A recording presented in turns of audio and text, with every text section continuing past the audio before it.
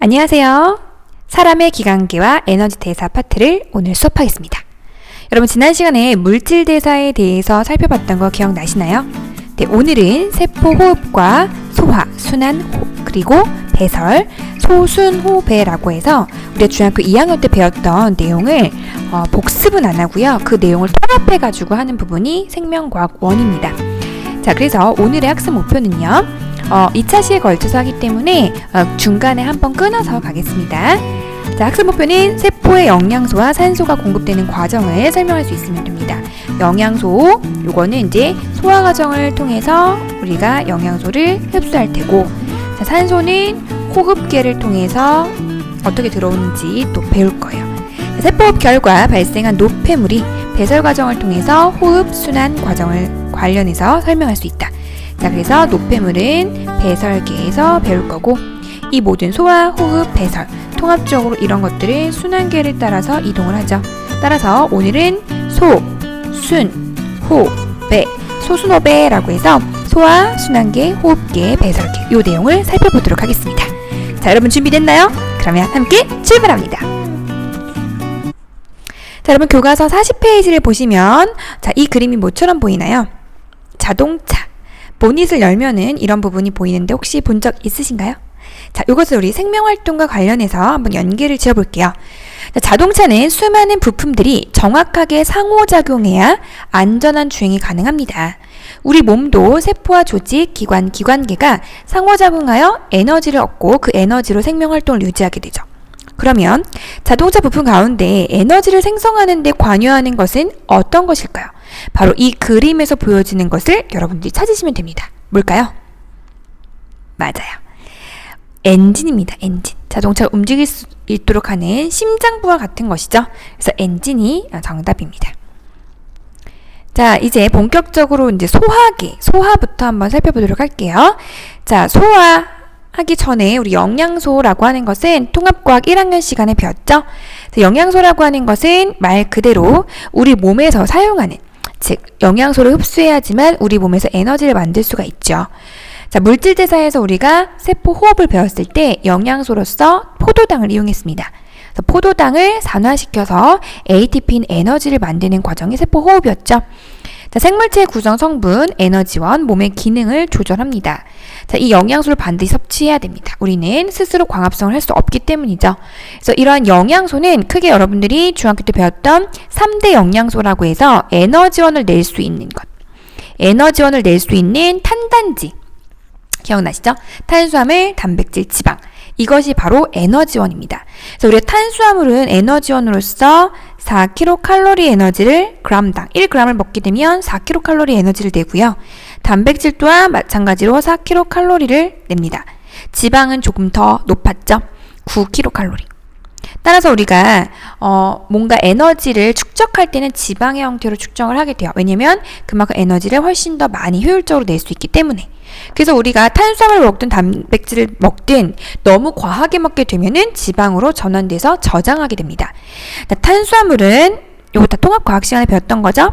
CHO, 초로 구성되고요. 단백질은 CHON, 촌. S도 있죠. 촌스럽다라고 해서. 지방은 CHO로 구성이 됩니다. 그래서 탄수화물과 지방은 CHO로 형성이 되고 단백질은 질소가 더 포함됩니다. 이것 때문에 또 여러분 연관되는 게 배설계로 또 연관이 돼요. 사실 배설계 여러분들이 사실은 배웠죠. 미리 잠깐 얘기하자면 바로 이어서 다음 차시 얘기할 텐데 CHO로 형성될 수 있는 노폐물이 CO2, 이산화탄소, H2O, 물. 여기도 마찬가지로 CO2, H2O입니다. 그런데 여기 단백질도 CHO가 있기 때문에 CO2와 H2O는 모두 다 형성이 되는데 질소라고 하는 것 때문에 암모니아가 형성이 돼요. 사실은 암모니아가 이제 NH3죠. 그래서 NH3, 암모니아로부터 또 요소가 만들어집니다. 그래서 이런 과정들은 좀 이따가 다시 배설계 할 때 배우도록 할게요. 근데 어쨌든 우리가 에너지를 내기 위해서는 이러한 영양소를 섭취해야 한다는 거죠. 그래서 이러한 영양소를 섭취를 하고 섭취를 하면 흡수를 해야 되죠. 섭취를 했을 때 또 물질대사와 연관시키면 소화는 뭐였죠? 이화작용이었죠. 덩어리가 큰 탄단지를 먹었을 때 이것을 이화작용을 통해서 물질 대사를 통해서 작게 부숴야 됩니다. 작은 분자로. 그래서 음식물 속의 영양소를 세포가 흡수할 수 있는 크기로 작게 분해해야 돼요. 그래서 이 과정을 우리가 지난번에 이화작용이라고 배웠었죠. 분해를 해서 실제로 흡수할 수 있는 곳은 여기 소장입니다. 소장의 융털로 흡수를 하게 됩니다. 또 이 과정도 여러분들이 배울 거예요. 그래서 이 작게 분해되는 과정, 요것을 중학교 2학년 때 아주 자세하게 배웠고, 생명과학 1에서는 당연히 배운 것을 전제하에 통합적인 내용을 다룹니다. 그래서 여러분들이 이 내용은 조금 더 숙지를 해서 중학교 2학년 때 배웠던 개념을 잘 모르겠다. 그럼 다시 공부를 하셔야 돼요. 그래서 분해하는 과정, 그리고 흡수하는 과정, 크게 두 가지 과정으로 간단하게 살펴보도록 하겠습니다. 자, 기본적으로 구성기관은요, 소화계에 속하는 건 입부터 시작해서요, 입에서 음식물을 섭취하죠. 그리고 꿀떡꿀떡 넘어서 식도로 넘어갑니다. 그 다음에 위로 가죠. 그리고 소장, 그리고 대장으로 넘어가서 항문, 이렇게 지나옵니다. 선생님이 지금 입부터 위, 소장, 대장, 항문, 이 과정은 입, 그 다음에 위, 소장, 대장, 항문. 요거는 음식물이 지나가는 곳이죠.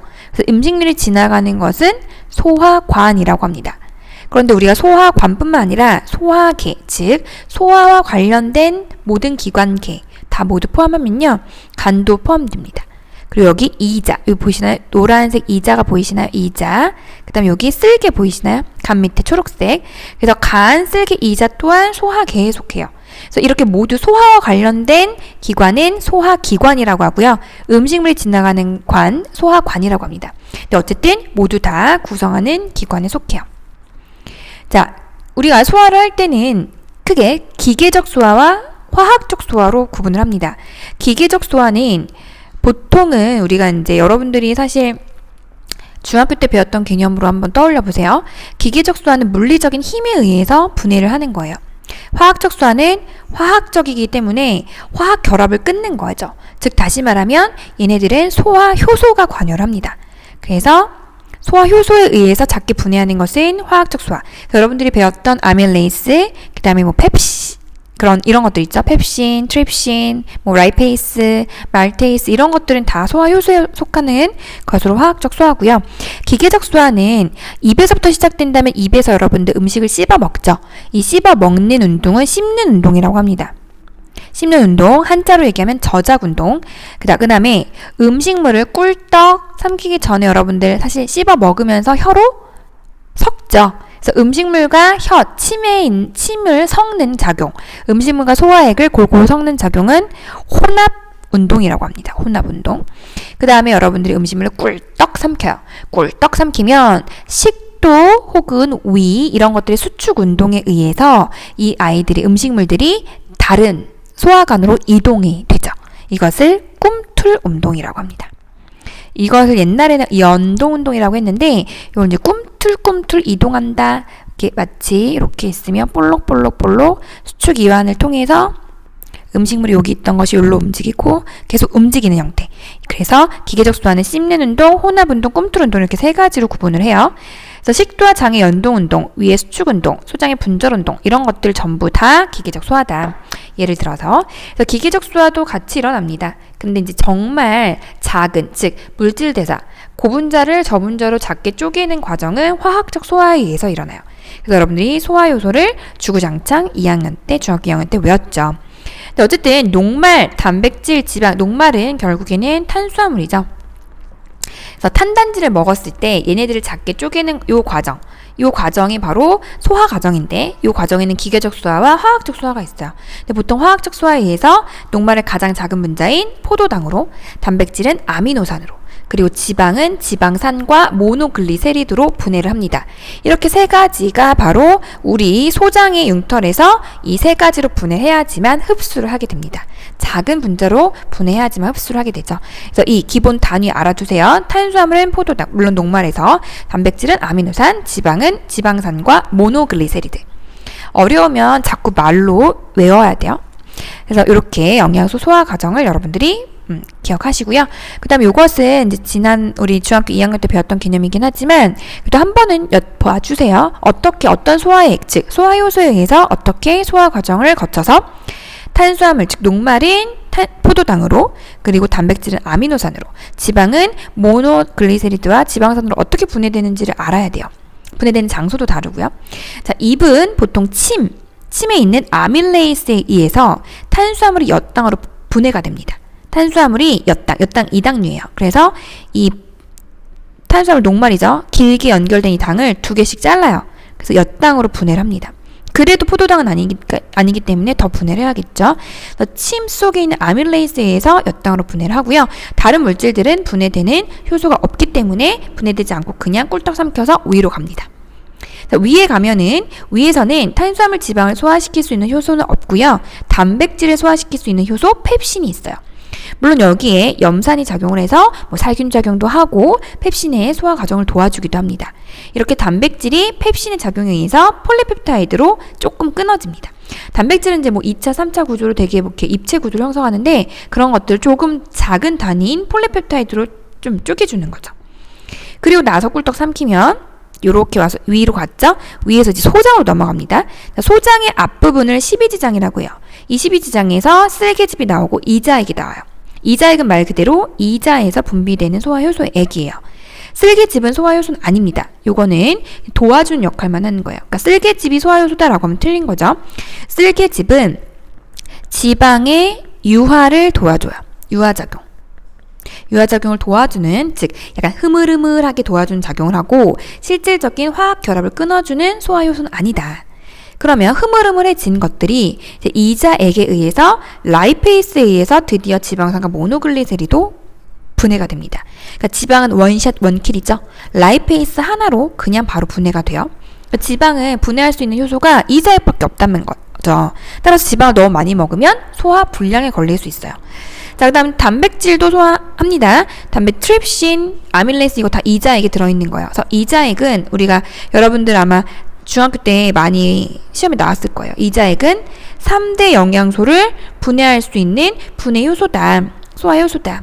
자, 이 안에 아밀레이스 들어있고 트립신 들어있고 라이페이스 들어있어서 탄단지 다 분해합니다. 탄수화물 중에 일부도 엿당으로 분해되지 않은 것들이 꿀떡 넘어올 수 있죠. 씹어먹지 제대로 않을 경우에 그때 이제 다시 또 녹말을 아밀레이스에서 엿당으로 분해를 하고요.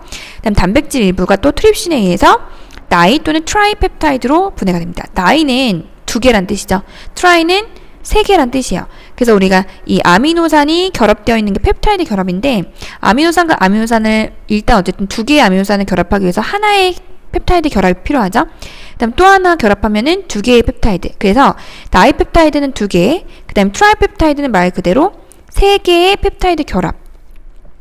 그래서 이제 보시면 이렇게 보시면 여기 3개가 요게 이제 트라이펩타이드. 이제 4개부터 5개까지 쭉 넘어가면 이제 요게 이제 폴리펩타이드예요. 폴리펩타이드. 요 전에 이제 2개로 연결된 거는 다이펩타이드. 그다음 하나는 모노펩타이드라고 하지 않고 그냥 아미노산이라고 하죠. 그래서 나이나 트라이 2개나 3개로 이렇게 쪼개주는 거, 폴리펩타이드를 2개 또는 3개로 이렇게 쪼개주는 것이 트립신의 역할이에요. 그래서 여러분 이런 것들은 외워야 되긴 하는데 사실 이것이 막 구체적으로 고등학교에서 나오지 않아요. 그래도 이해는 할 수 있어야 된다. 신으로 끝나는 건 거의 다 단백질 분해 효소예요. 그 다음에 소장의 소화효소. 12지장에서 요만큼 분해했어요. 그 다음에 아직 더 분해가 안 됐어요. 소장이 엄청나게 깁니다. 소장은 여러분들 막 쭉 다 끄집어내면요. 약 한 성인 기준으로 7m 정도 돼요. 엄청나게 길죠. 그래서 이 소장을 쭉 꺼내서 보면은 이 안에 여러 가지 이제 장액이라고 해서 장기가 막 분비가 되고 그 다음에 이제 엄청 쭈글쭈글한 주름인 융털 돌기가 엄청나게 나 있는 곳이 바로 소장입니다. 여러분들 소장 하면은 돼지 곱창이라든지 소 곱창 이런 거 먹잖아요. 그게 바로 이제 소장이에요. 그래서 소장은 소화효소가 엿당으로 분해된 걸 더 분해해야 되기 때문에 아예 다 끊어버리죠. 포도당으로 끊을 수 있는 말테이스. 이거는 엿당을 분해하는 효소예요. 말테이스 말고도 사실 다른 것들이 많아요. 스크레이스도 있고 여러 가지가 있어요. 그런데 여기서는 일단 포도당을 만들 수 있는 엿당에서 포도당을 분해하는 효소인 말테이스만 알아두시면 되고요. 그 다음에 단백질은 아까 다이나 트라이까지 분해를 했었죠. 요거 이제 하나로 다 끊어버려야 되죠. 요것이 이제 펩티데이스에서 전부 다 끊어서 이제 아미노산 단위치로 끊어줍니다. 그 다음 지방은 아까 그냥 여기 이자에게 라이페이스에서 끝났습니다. 이미. 그래서 탄수화물과 단백질이 조금 여러 번이다. 자, 여기 탄수화물 분해되죠? 입에서 탄수화물, 그 다음에 소장에서 탄수화물. 그러니까 12지장 쪽에서, 그 다음에 소장에서. 그래서 탄수화물 3번, 단백질은 위에서 1번, 그 다음 이자액에서 1번, 소장에서 1번, 요것도 3번. 지방은 이자액에서 1번. 이렇게 분해가 된다. 그래서 요거는 여러분들 그림을 그려보세요. 노트에다가. 실제로 여러분들 그림을 그리면서 이렇게 해서 코도 그리고, 그래서 입도 그리고, 네, 식도도 그리고, 위도 그리고, 여기 이자도 그리고, 소장, 대장, 항문, 간, 쓸개 이런 식으로 여러분들이 간단한 모식도를 그려보세요. 그리고 나서 각각의 위치별로 한번 써보세요. 요거는 기본은 알고 있어야 된다. 하지만 막 달달달달 외울 필요는 없고요. 소화 과정 간단하게 넘어가도록 하고요. 이렇게 소화 과정 분해가 끝나면 흡수를 해야 되죠. 어디서 흡수하냐? 바로 소장 내벽의 융털로 흡수합니다. 아까 소장이 7m 정도라고 했잖아요. 엄청나게 길어요. 그런데 그 소장의 단면을 여러분들 곱창이 이렇게 생겼잖아요. 단면을 자르면 이렇게 되고 이제 종단을 자르게 되면은 이렇게 이제 융털 돌기가 엄청나게 확대한 그림이에요. 융털 돌기가 쭉 있습니다. 그리고 여기 이렇게 암주관이 있고 이 사이에 굉장히 많은 모세혈관들이 쫙 감싸고 있어요. 자, 요게 이제 융털인데 이 융털 돌기죠. 요거를 쫙 피면 이렇게 구부러진 면을 쫙 피면 표 면적이 엄청나게 넓어집니다. 따라서 소장이 엄청나게 융털 돌기가 많다. 그런 표면적을 넓히기 위해서 그런 거죠. 표면적을 넓힌다라고 하는 건 어떤 이점이 있냐면 많은 영양소들을 흡수할 수 있는 면적이 증가한다는 뜻이죠. 실제로 여러분 소장의 이 융털의 표면적을 보면은 테니스 코트 하나가 나와요. 사람의 융털 다 표면적을 잘라가지고 붙이면요. 엄청나죠? 그래서 이게 융털로 흡수가 됩니다. 네, 흡수되는 과정이 두 가지예요. 수용성 영양소와 지용성 영양소가 구분이 돼요. 수용성은 말 그대로 물에 잘 녹는 애, 그리고 지용성은 물에 잘 녹지 않고 기름에 잘 녹는 애. 그래서 수용성 영양소 알아야 돼요. 포도당, 아미노산, 무기염류. 이런 것들은 이제 기본적으로 영양소. 요거는 3대 영양소, 요거는 부영양소인데 어쨌든 무기염류, 그 다음에 수용성 비타민. 수용성 비타민은 BC, 바이타민 BC 요런 것들이 수용성 비타민이에요. BC 카드 이렇게 기억하시면 좋죠. 소장의 융털 돌기 중에서 요 모세혈관, 이 위치도 알아야 돼요. 문제 많이 나옵니다. 요게 모세혈관이고요. 요게 융털이고 요 안에 이렇게 볼록히 튀어나온 것이 암주관이에요. 그래서 모세혈관에선 수용성 물질인 물론 당연히 물이 아니라 물에 잘 녹는 포도당, 아미노산, 무기염류, 그 다음 수용성 비타민, 바이타민, BC 이런 것들이 흡수가 됩니다. 그 다음 지용성 물질. 여러분 무기염류 같은 경우는 당연히 뭐 나트륨이라든지 이런 것들 다 나트륨, 칼륨, 인 이런 것들 다 무기염류예요. 이런 것들이 흡수가 되고요. 지용성 영양소는 지방산하고 모노글리세리드. 그래서 영양소로는 지방산 모노글리세리드, 그 다음에 지용성 비타민은 A, D, E, K 이런 것들이 흡수가 됩니다. 아데크 이렇게 기억하시면 좋죠. 여러분 다 지용성 A 어디에 좋은지 알죠? 눈에 좋고 얘는 이제 뼈에 좋고 얘는 이제 불임증, 요거 부족한 불임증 걸리고 얘는 혈액응고 안 되고 그래서 다 먹어줘야 된다. 이런 애들은 바로 이 암주관으로 흡수가 돼요. 자, 그러면 여러분 소장에서 영양소들이 이렇게 다 분해가 됐어요. 얘네들이 쫙 모세혈관 쪽으로 쫙 암주관으로 흡수가 된단 말이에요. 수용성이냐 지용성이냐에 따라서. 그런 다음에 당연히 혈관, 암주관도 이제 혈관과 같은 관이에요. 이동하는. 그래서 여기로 쫙 흡수가 돼서 이제 최종적으로 어디로 가겠어요, 여러분? 입에서 여러분 영양소를 섭취해가지고 소장까지 갔단 말이죠. 소장에서 영양소 흡수해서 어디로 갈까요? 그렇죠. 하트비트. 맞아요. 심장으로 갑니다. 심장으로 가야지 심장의 펌프. 즉 수축 이완을 통해서 심장의 펌프질에 의해서 온 몸으로 이 영양소들을 운반해 줄 거 아니에요.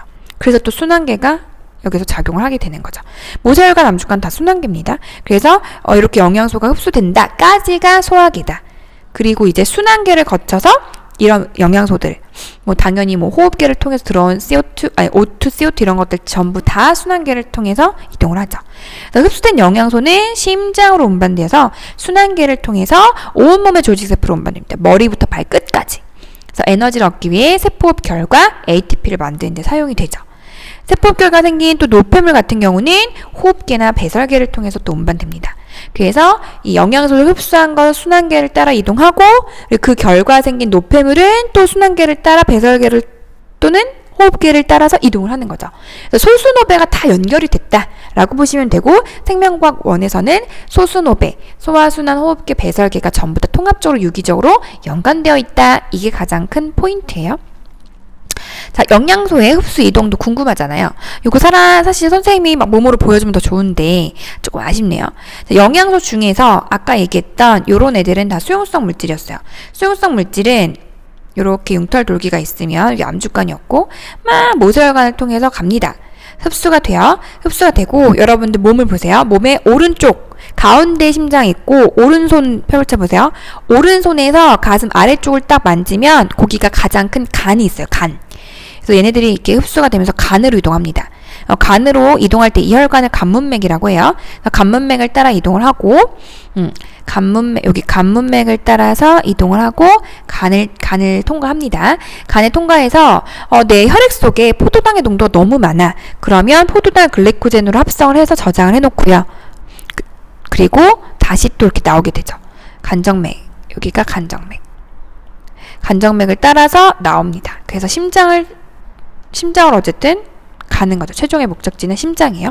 심장으로 가서 각 온몸으로 이제 펌프질에 의해서 쫙쫙 뻗어나가는 거죠. 이게 바로 수용성 물질. 자, 그럼 지용성 물질은 뭐냐? 지드로겐이 아니라 지용성. 자, 지용성 물질은 지방산, 모노글리세리드, 지용성, 비타민 A, D, K.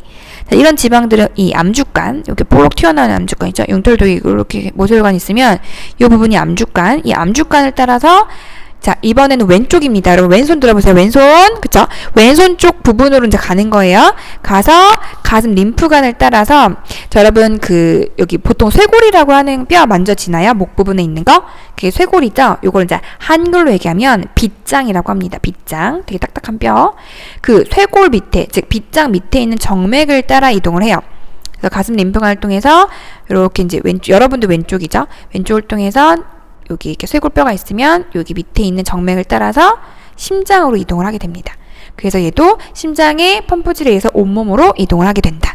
이게 바로 영양소의 흡수와 이동이에요.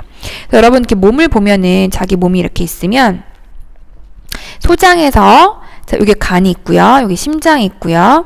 있으면 여기 오른손이죠. 여기 왼손이에요. 오른쪽 이쪽 부분으로 가는 것이 수용성, 이쪽 부분으로 가서 심장으로 가는 것은 지용성 물질이다. 이렇게 보시면 됩니다. 영양소의 흡수와 이동. 자, 그리고 또 여러분 궁극적으로 어쨌든 우리는 에너지를 만들어내기 위해서 세포업을 합니다. 세포업에 필요한 물질이 바로 영양소였어요. 그 다음에 이제 산화 과정을 거쳐야 되니까 O2, 산소가 필요하죠. 그러면 세포업에 필요한 산소를 어떻게 흡수해요? 호흡기를 통해서 흡수하죠. 코로 또는 입으로. 근데 입은 사실 호흡기라고 하진 않아요. 그래서 보통 코로 들어옵니다. 그래서 코로 O2가 들어오죠. 들어와서 기관을 거쳐서 기관지는 이제 이렇게 뻗어져 나와 있는 가지처럼 됐다 해서 기관지, 그 다음에 결국에 폐, 여기가 폐포. 이 폐포는 마치 포도송이처럼 꽈리 모양처럼 이렇게 되어 있어요. 근데 여기 사이사이에 엄청나게 많은 모세혈관이 감싸고 있습니다. 왜 그러겠어요? O2를 받고 CO2를 주기 위해서겠죠. 그래서 일단은 산소를 이렇게 받아들여서 O2 주고요. 그 다음에 온몸을 돌다가 세포업 결과 생긴 CO2는 다시 또 폐한테 줍니다. 그리고 우리가 날숨을 통해서 CO2가 나가게 되는 거죠.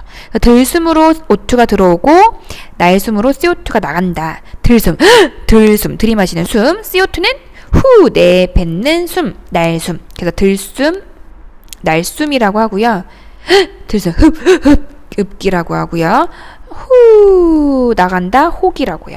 그래서 이렇게 들숨과 날숨을 통해서 CO2와 O2가 코를 통해서 들어오게 됩니다. 그래서 구성기관의 호흡기는 코, 기관, 기관지, 폐포. 자, 그럼 이제 좀 더 자세하게 들어볼까요? 여기서 여러분 시험에 제일 많이 나오는 게 뭐냐? 이런 구조도 나오지만 이 폐포의 구조, 폐포를 감싸고 있는 모세혈관의 이 이름이 나와요. 이건 결국에 혈관 이름도 순환계랑 연결되어 있죠. 자, 여러분 심장을 중심으로 무조건 심장을 중심으로 해요. heart. 심장을 중심으로 나가는 혈관 있죠. 나가는 혈관 이름은 모두 다 동맥이라고 이름을 붙이고요. 들어오는 혈관 이름은 전부 다 정맥이라고 붙입니다. 그러면 나가서 폐로 가는 거는 여기 폐가 있어요. 나가서 폐로 가죠. 폐로 가니까 폐로 가는 목적지. 그래서 폐동맥. 그럼 폐의 입장에서는 심장에서 폐로 오는 거니까 이렇게 들어오는 거죠. 아이고, 여기가 아니죠. 여기가 아니라 폐동맥 이쪽. 그래서 이렇게 심장에 들어오는 거죠. 이렇게 들어오는 거. 그래서 여기 들어오는 화살표예요. 그래서 이 그림이 없더라도 이 화살표는 존재하고 이 이름이 없더라도 폐동맥인지 알아야 돼요. 그럼 들어오는 혈관에는 당연히 심장에서 들어온다라고 해서 깨끗하다고 생각하시면 안 돼요. O2는 가장 프레시한 곳이 어디다? 코랑 여기 폐예요, 폐. 폐가 O2가 제일 농도가 높아요. 그러면 여기에 O2 농도가 높죠? 그러면 폐동맥으로 들어오는 혈관에는 뭐가 많다? CO2가 많아요. CO2가 많기 때문에 폐동맥은 뭐라고 하냐면 정맥혈이라고 합니다. 뭐야, 헷갈려 죽겠지? 정맥혈. 또 정맥혈은 뭐예요? 정맥혈이라고 하는 것은 O2가 적고 CO2가 많은 소위 더러운 피라고 보시면 돼요. 여러분 체했을 때 이렇게 손을 바늘로 따잖아요. 그때 약간 시커멓고 암붉은 색깔의 어떤 그런 암적색의 피가 나온다. 이게 이제 체해가지고 순환이 안 되는 거죠. 그게 바로 CO2가 많은 피 정맥혈입니다. 그런데 이제 피를 우리가 그냥 건강할 때 뽑으면 선홍빛깔의 그냥 빨간 피가 보이죠? 그거는 뭐냐면 동맥혈이에요. 깨끗한 피. 다시 말하면 O2가 많은 피예요. 그래서 여기에서 CO2가 많았죠. 그러면 이제 폐포에서 들숨을 통해서 O2가 들어왔으면 이 O2를 다시 어떻게? 혈관한테 주고요. CO2는 받아오죠. CO2는 받아오고 O2를 줍니다. O2 주고 다시 폐정맥을 따라서 어떻게? 들어가죠. 폐정맥이니까 어디로 들어가는 거? 그죠? 심장으로 들어가는 거. 근데 어디서 나왔다고? 폐에서. 그래서 폐정맥이다 라고 합니다. 폐정맥은 O2가 많은 피다. 왜냐면 폐한테 받고 심장으로 들어가는 피니까. 그래서 이거 조금 이따 다시 자세하게 한번 해볼게요. 자, 어쨌든 산소는요, 외부 공기를 따라서 코로 들어오고 기관을 따라서 폐로 들어오고요. 모세혈관으로 주고 조직세포한테 줍니다. 이산화탄소는 반대죠. 조직세포에서 세포 결과 생긴 CO2 이산화탄소는 모세혈관을 따라서 폐로 갔다가 기관 코를 통해서 날숨을 통해 몸 밖으로 나옵니다. 자, 그러면 이렇게 O2와 CO2가 어떤 원리로 이동을 하느냐? 바로 기체 분합체에 의한 확산이에요. 여러분, 확산은 에너지가 소요되지 않고 농도가 높은 기체 분합차니까 기체 분합이 높은 곳에서 낮은 쪽으로 이동을 하는 거예요. 그러면 여기 그림 잠깐 볼게요. 자, 대기는 O2가 158mmHg예요. CO2는 0.3이요. 그리고 나서 쭉 들어왔어요. 보니까 O2가 95, CO2가 40입니다. 쭉 왔어요. 조직세포는 O2가 40이에요. 그러면 동맥혈은 O2가 95, 조직세포는 40이에요. 누가 더 높아요? O2가 많죠. 동맥혈이 더 많죠. 여기 모세혈관에 흐르는 O2가 많아요. 그럼 O2가 어디로 이동한다? 조직세포로. 높은 쪽에서 낮은 쪽으로 이동하기 때문에 O2는 조직세포로 이동을 하고요. 그 다음 CO2는 여긴 60, 조직세포는 60인데 여기는 40이죠. 그럼 높은 쪽, 낮은 쪽으로 가니까 CO2의 이동 방향은 조직세포에서 모세혈관으로 이동하죠. 그럼 조직세포에서 모세혈관으로 이동한 CO2는 쭉 정맥혈을 따라서 다시 폐로 갑니다. 폐로 가서 몸 밖으로 빠져나온다. 그래서 기체 분합체에 의한 확산에 의해서 이런 기체들이 이동을 한다라고 하는 거 되게 중요한 내용이에요. 알아두세요. 그래서 ATP 소모되지 않습니다. 자, 그럼 기체 분합이 어디가 높냐? 당연히 처음 들어온 코부터 시작해서 폐포가 가장 높아요. 그리고 모세혈관, 조직세포. 따라서 이동하는 거는 폐포에서 모세혈관에서 조직세포죠. 왜? 높은 쪽에서 낮은 쪽으로 가니까. CO2는 누가 높다? 조직세포가 많죠? 왜? 세포 결과 CO2가 여기가 많이 생겼으니까. 그러니까 이동하는 방향은 반대로 되겠죠. 조직세포에서 모세혈관에서 폐포로 간다. 그래서 여러분 기체 분합체에 의한 확산이라고 하는 거를 반드시 기억하세요. 그래서 호흡기에서는 폐와 조직세포에서 기체 교환의 원리, 바로 기체 분합체에 의한 확산이다 라는 거 꼭 기억을 해 두세요. 그래서 요거를 어떻게도 쓸 수 있냐면 보통 우리가 이제 쓸 때 폐포, 그 다음에 이제 혈관, 모세혈관을 따라서 조직세포로 이동하죠. 그래서 이동하는 것은 O2가 이동합니다. 분합차가 여기도 높다는 거죠. 그 다음 CO2는 이렇게 이동을 해요. 그래서 여러분 옛날에 폐포와 모세혈관에서 일어나는 것은 외호흡, 모세혈관과 조직세포에서 일어나는 것은 내호흡 이런 거 배웠을 거예요. 그래서 외호흡, 내호흡 이런 건 뭐 중요하진 않지만 어쨌든 이것을 통해서 CO2와 O2가 이 기체들이 교환된다라고 하는 그 원리를 기억해 주시면 되겠습니다. 자, 순환계 너무 중요하죠. 순환계에서는 여러분들이 사실 복잡해할 필요는 없는데 혈관 이름을 좀 기억을 못해서 그런 것 같아요. 근데 이거 알아야지 문제 풀 수 있습니다. 자, 순환계는 기본적으로 아까 얘기했던 소화계에서 흡수된 영양소로 이동하거나 호흡 결과 생성된 세포호흡 결과 생성된 CO2나 노폐물 등 이런 것들을 네, 운반하는데 사용이 되는 게 순환계다. 순환계는 이 그림 많이 나와요. 혈관 이름을 알아야 되죠. 여러분 기초 지식이 없으면 사실 이걸 이해할 수가 없어요. 그러니까 기본적으로 나 혈관 이름 잘 모르겠다. 그럼 중학교 2학년 때 배웠던 걸 떠올려야 됩니다. 자, 심장이 나와 있어요. 심장의 구조를 여러분 기억하셔야 돼요. 자, 심장의 구조. 일단 이심방, 이심실로 구성되어 있죠. 방실이라고 기억하시면 돼요. 방실. 어디? 위가 방이고 밑에가 실입니다. 방실이에요. 자, 이거 다시 한번 해볼까요? 요걸 안 해놨네. 자, 방실인데요. 자, 여러분 방실에서 여기가 여러분 사실 이렇게 우리가 그냥 필기하는 쪽은 여기가 오른쪽이죠. 근데 여기 오른쪽이라고 하면 안 돼요. 왜? 심장을 이렇게 떼어다가 여러분 이렇게 노트에다 붙였다고 생각하시면 돼요. 좀 보이기 힘들겠지만 그래서 이쪽이 뭐냐면 좌쪽입니다. 좌심방, 여기는 좌심실, 여기는 우심방, 우심실이에요. 자, 여러분 방은요 들어가는 곳이에요. 들어가는 곳. 여러분 방에 들어가고 싶죠? 실은 나가는 거예요. 나가는 거. 그래서 여러분 나가는 혈관 이름 아까 뭐라고 했죠? 동맥. 들어오는 혈관은 정맥. 그래서 실과 연결된 건 전부 다 동맥입니다. 그리고 방과 연결된 건 전부 다 정맥이에요. 자, 그러면 여러분 한번 여기 볼까요? 좌심실, 방에서 실로 내려왔어요. 혈액이. 좌심실에서 쫙 어디로 가냐? 동맥이죠. 근데 대동맥은 왜 되냐? 온몸으로 간다고 해서 대동맥이요. 그래서 온몸 머리부터 발끝까지 갑니다. 가서 다시 깨끗한 피죠. 여기는 온몸으로 줘야 돼. 조직세포로 O2를 줘야 돼요. 그래서 O2, 영양소 이런 것들이 되게 풍부한 피다. 그래서 이것을 동맥혈이다 라고 합니다. 대동맥이라고 해서 동맥혈이 아닙니다. 요거는 잘 체크해 두셔야 돼요. 그 다음에 온몸을 돌고 온 이 피들은 다 어때요? 더럽죠? 더러운 피기 때문에 얘네들은 정맥혈이에요. CO2가 많고 노폐물이 많아요. 자, 요런 애들이 흘러갑니다. 흘러가서 어디로 가냐? 방으로 들어가요. 우심방으로 들어갑니다. 그래서 우심방이랑 연결된 건 온몸을 돌고 들어왔기 때문에 대정맥이라고 하고, 우심방에서 이제 우심실로 내려가요. 피가. 왜 내려가요? 깨끗한 피 다시 얻어와야 되죠. 어디로? 폐로 가요. 폐로 간다 해서 우심실과 연결된 건 폐동맥. 나가는 피니까. 폐동맥도 어때요? 더러운 피죠. 얘도 정맥혈입니다. 그러니까 여러분 동맥이라고 동맥혈이 아니에요. 폐동맥은 정맥혈입니다. 가서 폐로 가요. 폐에서 뭘 받아요? O2 받고 CO2 주죠.